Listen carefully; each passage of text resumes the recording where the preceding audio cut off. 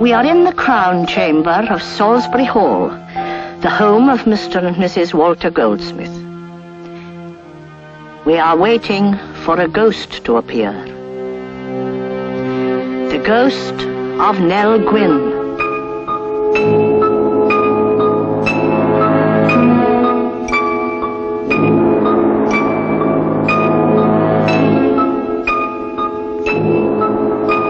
Salisbury Hall is one of the smallest of the stately homes of England.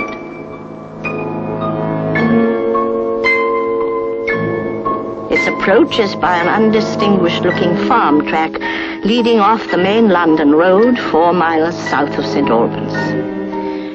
A sudden switch to the left, and you are facing a small bridge over a moat. Cross that bridge, and you are on a few square yards of earth whose history is the history of England. For ever since men knew how to build, there has been a house at Salisbury Hall.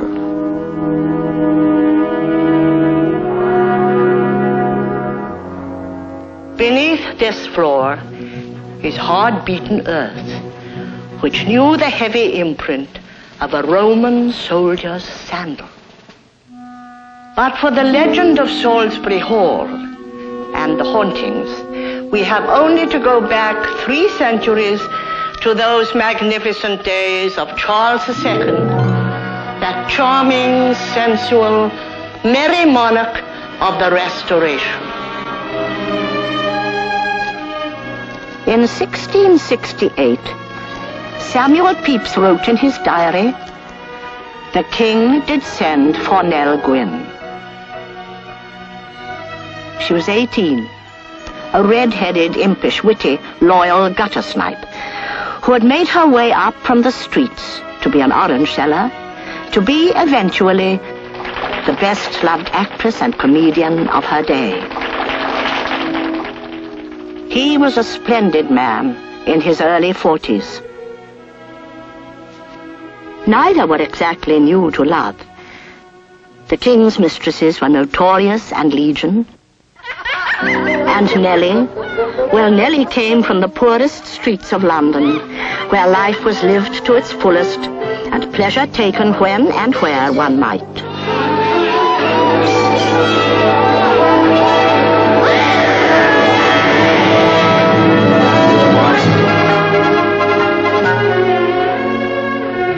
The liaison that began that day in 1668 was to last until their death.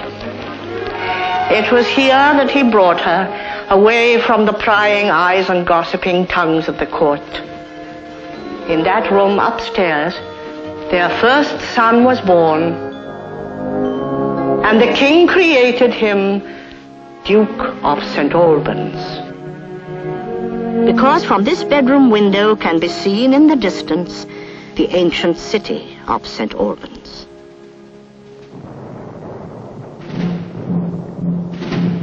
Nellie was only 35 when the king died. She outlived him by just 2 years, every hour of them in danger of being thrown into a debtor's prison. Her death was in the utmost poverty.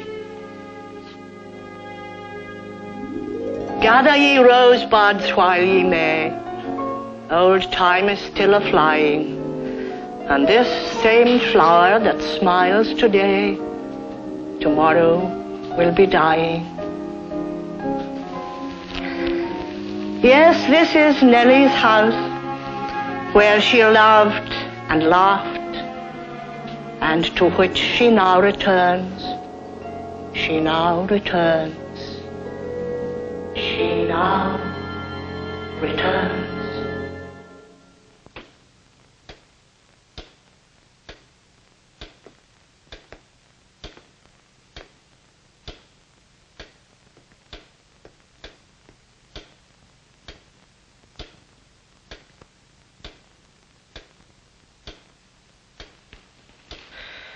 Have you ever seen Nell Gwynn, Mr. Goldsmith? No, I regret very much I haven't actually seen Nell Gwynn. But there's a great deal of compelling evidence to show that she does, in fact, reappear.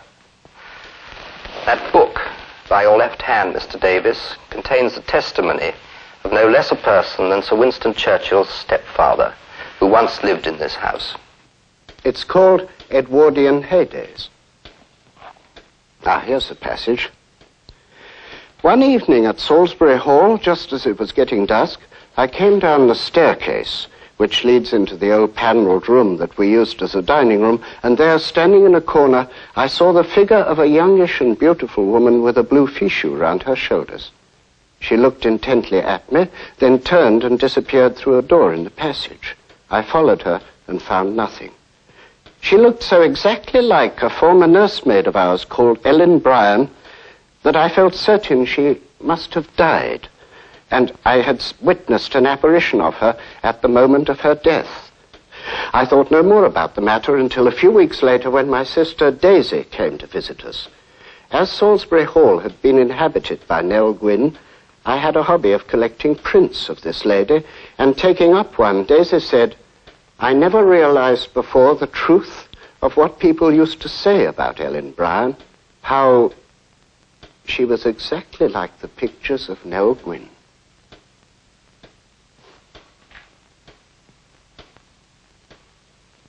She is here.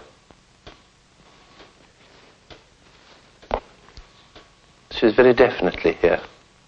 Is she here? I mean, is she in our midst? Oh, yes, without a doubt. But she's fading. I don't think she'll come to this house much longer, because she appears to me as though she's finally reaching her state of rest. Pity it isn't happening to the one upstairs, Tom. You know, we've got 2 ghosts at Salisbury Hall.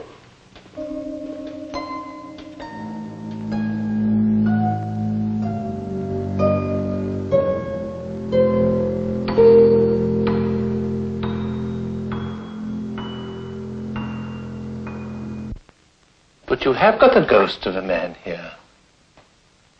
He passed out of this life, I would say, through rather tragic circumstances. We know all about this one. I'd better give you a bit of the background history first. During the Civil War, this was a royalist stronghold, and the whole house was honeycombed with secret hiding places for hiding arms. And during some engagement in the district, some cavalier fled here and hid in one of these numerous hiding places, and he was awfully afraid he was going to give away secrets, so he committed suicide. Now, Mrs. Goldsmith has had distinct manifestations of this person. Yes, it happened to me in that bedroom, through there. One night when I had a rather heavy cold and I went to sleep in that room, I was awakened at about 1 o'clock in the morning, I suppose, by the sound of footsteps passing the door in the corridor outside. I switched on my bed lamp and I expected him to come and see how I was. But the footsteps never returned. In the morning I asked Walter about this, and he said that throughout the whole night he'd never stirred. And I've had the same experience several times since then. And to prove that it's not simply my imagination playing tricks on me, I'd like to read you a bit of a letter which I had from Mrs. Rose Stutzel, who spent her childhood in this house. One ghost often felt by the children was in the bedroom over the entrance hall with the porch dressing room. This was my parents' room, and a child used to sleep at the foot of the bed. Both my brother and my sister were wakened by something terrifying standing by the bed, and this on many occasions. In the same room, my governess spent a night while my mother was away on business. She said something terrifying came through the door and stood by her bed. Another friend had the same experience. This seems the most convincing evidence of an unseen visitor. Indeed it does. Let me ask you a question, Mrs. Goldsmith. He wants us to follow him. Surely there must have been another wing to this house. Yes, it was burnt down in 1813. But this is where the ghost walks. So you see, Mrs. Goldsmith, you may well have been right about the footsteps that went in one direction only. But you're wrong in thinking, Mr. Goldsmith, that you have just 2 ghosts. On the way in, I found a 3rd one on the bridge leading to the house. More than 2. One thing I will say about these grounds, you can hardly dig a spade into the earth without coming up with some archaeological treasure. I found a complete history of artifacts, Roman coins, 15th century spurs. The only thing I haven't discovered is the entrance to the old cellars.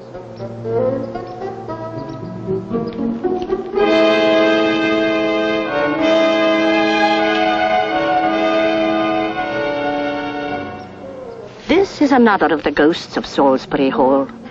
The prototype of the gallant little mosquito fighter bomber which started its life here when the hall became a workshop for Sir Geoffrey de Havilland.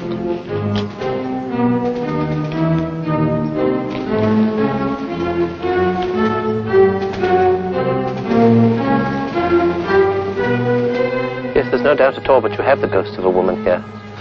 I would have said that she's extremely pleasant, and if you can describe the word warm-hearted ghost, I'm sure that in life she was. As Tom identified still another ghost, I turned for a last look at this historic and haunted house. My feelings were mixed, as they must ever be when seeking to converse with the world of the spirit. Salisbury Hall had seemed to me aglow with the past. One had felt the presence of Nell Gwynn. I resented the thought that her generous and courageous spirit should ever be in any way earthbound. Perhaps, though, she had been seeking again the happiness that was hers for a short while in this house. They say her image is fading. May we believe, as Tom does, that she is finding her rest and fulfillment in that other life that we hope awaits us all.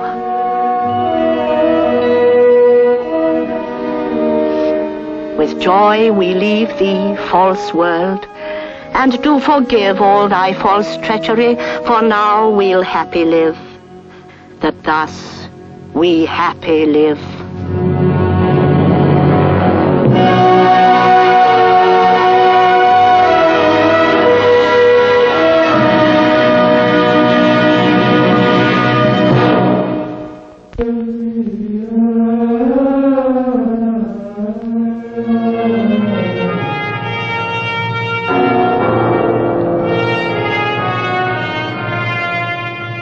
In 1204, the days of Robin Hood, when King John ruled England, 30 monks and their abbot came to this place, this beautiful place called Beaulieu, to this remote stretch of land on England's south coast to build an abbey.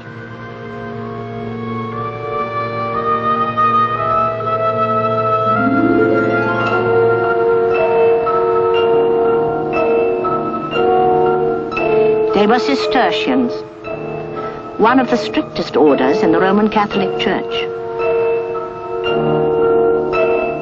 In obedience to their rule, the abbey was to be of the simplest architecture, far away from the habitation of ordinary folk, to possess no gold nor silver ornamentation. Even the crucifix was to be made of plain wood. Working with their bare hands, it took them 42 years to complete the abbey. But when they had completed it, it looked something like this.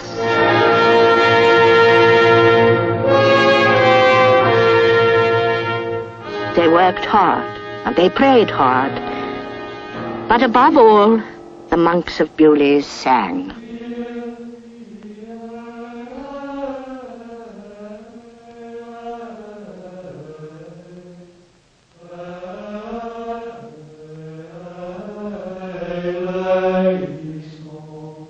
The Cistercians' special care was for the dead.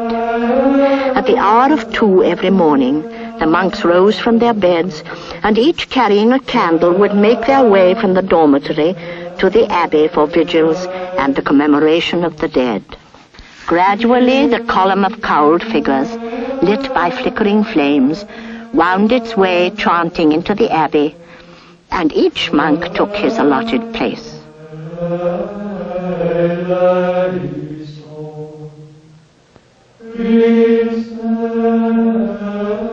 When there was a death at the abbey, the voices of the monks rose louder than ever.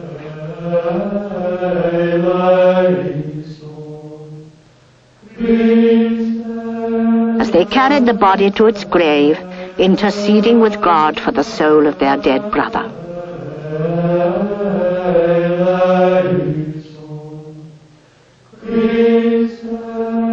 Gradually, the monks of this and other abbeys began to lose their simplicity of life. In 1536, the worldliness of the monasteries gave Henry VIII his excuse to dissolve them and to appropriate to himself their wealth and lands. Beaulieu was taken from the monks and sold to Sir Thomas Wriothesley, Earl of Southampton, an ancestor of the present owner, Baron Montague of Beaulieu. So for over 400 years there have been no monks at Beaulieu. But is this really so? For there are those who say that the souls of the monks who worked and worshipped in the sanctuary have returned there after death. Today you will find many people at Beaulieu who say that the voices of the monks have never been stilled, and that cowled figures still walk the old paths and lanes of the abbey. There are those, too, who have seen a monk in brown wandering about, performing his duties as he did 400 years ago. And they say that if there has been a death on the estate or in the village, the chanting of voices can be heard in the still of the night, louder and clearer than ever.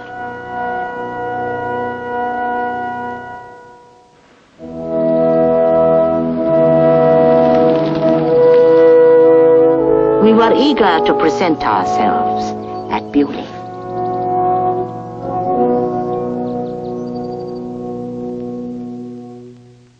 Too many people have seen ghosts of the monks of Beaulieu Abbey too many times to permit doubt in any but the most sceptical mind. I must admit that although I haven't actually seen a ghost myself, I know a great many people who have. Now this house, for instance, was the great gatehouse of the Abbey of Beaulieu, and has been part of the family home since the 1500s. Now, although the monks, of course, have been gone for over 400 years, you can very much still feel the sense of them here. For instance, people come up on the stairs here and often smell incense. And I remember as a child, my sisters too, we were terrified of the landing here and used to rush by on our way to bed. Tell me, Lord Montague, do these ghostly phenomena remain generally consistent? Rigidly consistent. First of all, there is the visual haunting, generally taking the form of a monk in brown being seen on various parts of the estate. And then there are the auditory hauntings, which take the form of chanting of monks, heard usually at night. Now I want you to come and meet my sister, because when it comes to ghosts, she's had some of the weirdest experiences of all. Really? Is she at home today? I was 18 at the time. I was sitting at this window, looking out into the grounds, probably mooning over some boy or other I thought I was in love with. Gradually I became aware there was a choir singing outside. There was sound sort of rising and falling, rather like a primitive radio. Oh, yes. Suddenly I realized, though, that it was chanting I was hearing. Oh, fan. A chill went up and down my spine, and when my dog started to howl, then I was really frightened. Next day, I went to visit a friend of mine, Miss Amy Cheshire, who lived in the Abbey, and whom I knew was very knowledgeable about psychic things and was in tune with the ghostly monks. While she was putting on the kettle for tea, I went over to her piano, and I started to pick out the tune I'd heard the night before. It went something like this.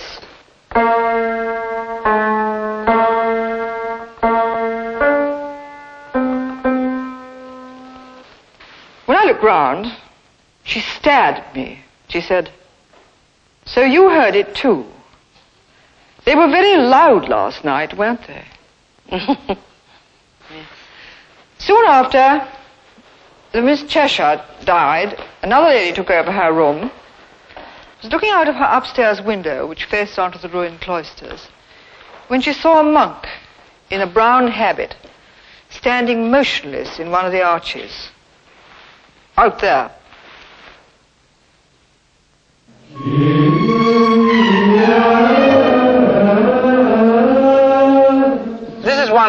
monks which we showed to the visitors here at Beaulieu, the robes came from the Abbotissita, the mother church of the order. My father obtained it from them some years ago.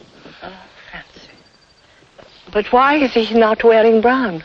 Well, the brown robes were used by the lay brothers who worked at Beaulieu, but this is the black and white robes of the actual church monks. Oh.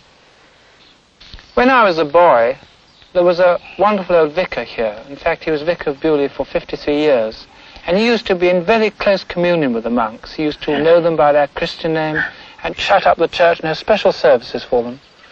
What a very enlightened man he sounded. Oh, may I join the choir invisible of those immortal souls who live again in minds made better by their presence. George Eliot. Oh, Silas Marner, I think. Yes. Of course, there was another man here who lives at Beaulieu who's seen the ghost of a monk. He's Colonel Robert Gore Brown, who owns a vineyard here. Oh. The vines were actually planted on the same site as the monks had their vineyard 750 years ago, and we're now making wine again. Is that so? I must see him. Well, I have seen the ghost here. It's our old friend the monk, with the brown frock, down to his feet. I was taking my little dog in the afternoon for a walk up this road here. And over the brow of the hill I saw the monk. And there was a figure clothed in a brown jersey down to its knees. Yes. And when I came to the top of the hill, nothing. Well, you'd obviously seen the monk in brown. I think I had. See what I mean? Yes. Now I want to take you to a part of the estate which I think is really the most haunted of the lot. This cottage is situated on what was the northeast corner of the abbey. We believe that its garden was where the monks were buried. Mr. Michael Sedgwick, who lived here for many years, can tell you about some of his strange experiences. My mother and I were sitting in this very room, and one night we heard most heavy, painful sounds of men carrying a burden down the garden. We looked out of the window. There was nothing whatever to see. Then the sounds became closer and more distinct, and there was definitely a suggestion of people digging. Heavy thumps and thuds. And I'm pretty certain the monks must have been reenacting a burial. And the chanting, did you hear the chanting? Oh, yes, indeed I did. It was way back in December 1959, just before Christmas. I'd been working very late on a manuscript, and about midnight I threw the windows open to try and get rid of some of the smoke in the room. And I heard what was quite definitely chanting. It was coming in uneven waves off the hill opposite the house, rather as if I'd been listening to a radio that was badly tuned in. Well, it didn't seem quite credible, so I switched my own radio on and fiddled around with it for ages, trying to find some station that was putting out a Latin service. Yeah. I found nothing. Yeah. But I heard afterwards that someone in the village had just died and was to be buried the next day. Well, the monks were faithful to their accustomed ministry.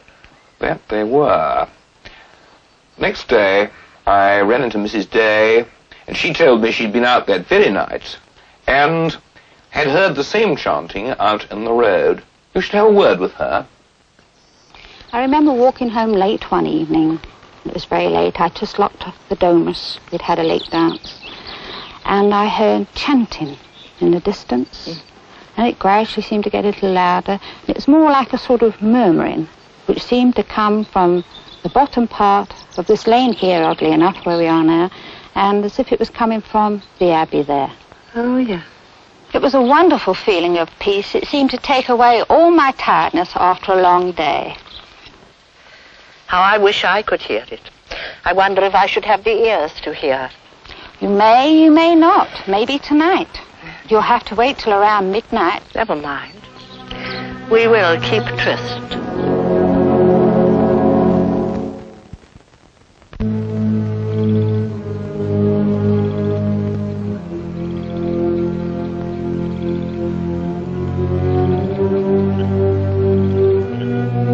After much discussion with the witnesses, we decided upon a vantage point in the center of the cloisters. which more than once had reverberated with the sound of ghostly chanting. As we sat there silently, waiting for the hour to strike, our minds were as one, alert, expectant, hopeful, yet leavened by thoughts traversing centuries, back to the time when men worked and worshipped on this very ground. They say the voices of the monks of Beaulieu Abbey are still raised in glorious song that time cannot silence. As I sat there, thinking of these things, these immortal words of Lord Byron echoed in my mind. I merely mean to say what Johnson said, that in the course of some 6,000 years, all nations have believed that from the dead a visitant at intervals appears. And what is strangest upon this strange head is that whatever bar the reason rears against this belief, there's something stronger still in its behalf. Let those deny who will. I, for one, choose to believe it.